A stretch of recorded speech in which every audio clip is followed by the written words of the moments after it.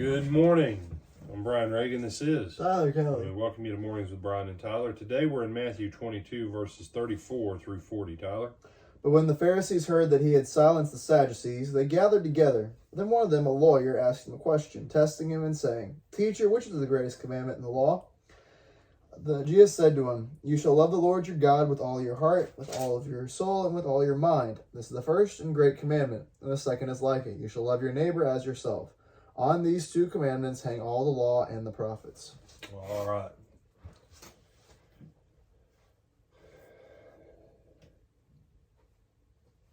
If you loved God by being obedient to Him, you would love your neighbor as yourself. It's a funny thing about the law.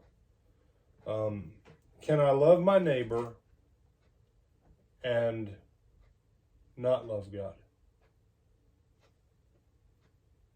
Can I love God and not love my neighbor? Well, let's go through 10 commandments real quick. Thou shalt not steal. If I steal from my neighbor, but I say I love God, what am I? A liar. Uh-huh. Wait a minute, there's one about lying too in there. No, but that'd be false witness. There you go. That's a little bit later. Mm-hmm. Okay? By not stealing from my neighbor because I love God and want to please God, does my neighbor automatically benefit?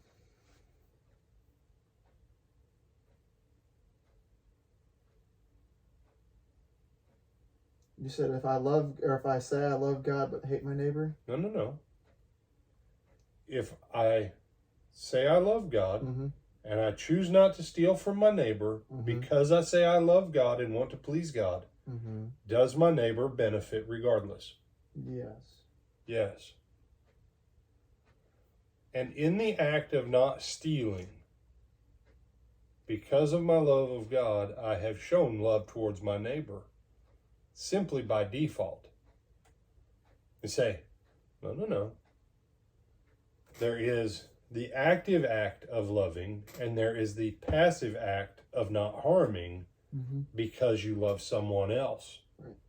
By which extension of love that person is benefited. Thou shalt not murder. Well, it would displease God, and I love God, and God told me not to murder, so I won't murder today.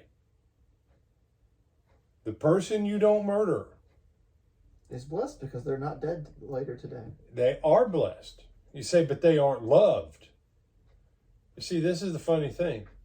You think love is a feeling. But in the scripture, love is always what you say and what you do. And so as you look at this, keep in mind,